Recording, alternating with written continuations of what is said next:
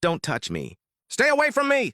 On our wedding night, almost grinding my teeth, I threw those words straight into my husband's face. He froze, as if someone had dumped a bucket of cold water over him, staring at me in shock. Why? He asked softly. I turned my face away. I'm just not ready yet. He forced an awkward smile.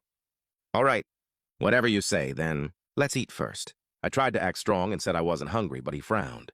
You haven't eaten anything since this morning. He turned around, left the room, and came back with a plate of hot food. He placed it gently in front of me, then picked up his own pillow and blanket.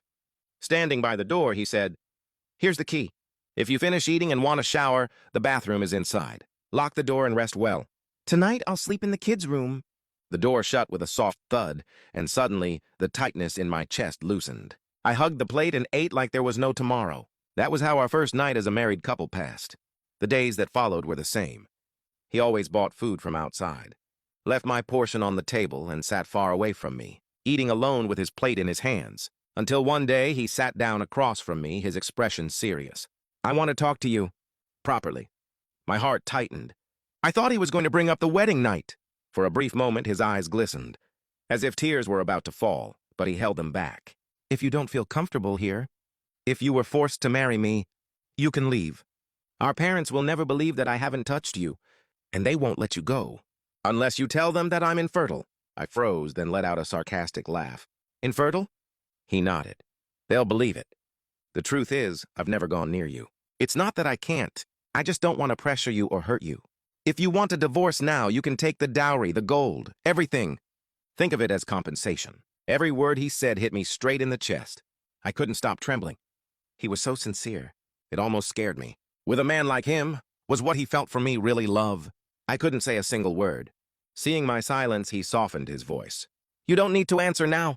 Take your time. When the food arrives, remember to eat. If you need to buy anything, my card is on the table. Use it freely. After that, he left me there, tangled in my own confusion, and walked out of the room. 2 days later, my brother-in-law threw my mother out of his house. She had no choice but to come live with me. I called him and told him everything. Without saying much, he personally went to pick her up. He treated her with the warmth of a son, and my mother quickly began to see him in a different light. At night, I slept on the bed while he slept on a mattress on the floor beside me, just so my mother wouldn't realize that we were actually sleeping in separate rooms. But it didn't take long for my mother to notice something strange. Every morning, before leaving, he would go downstairs carrying a black bag filled to the brim, and when he returned, it was the same bag, but empty. Curiosity nearly drove her crazy. Finally, one day, she stopped him at the door and asked, Son, what is it that you're hiding in that bag? He paused for a moment, then leaned closer and whispered, I'll tell you, but please don't tell anyone. With just that sentence, my mother's heart tightened. She never imagined that inside that black bag was something so important, something he guarded with such secrecy. He lifted his gaze, looked at her, and said,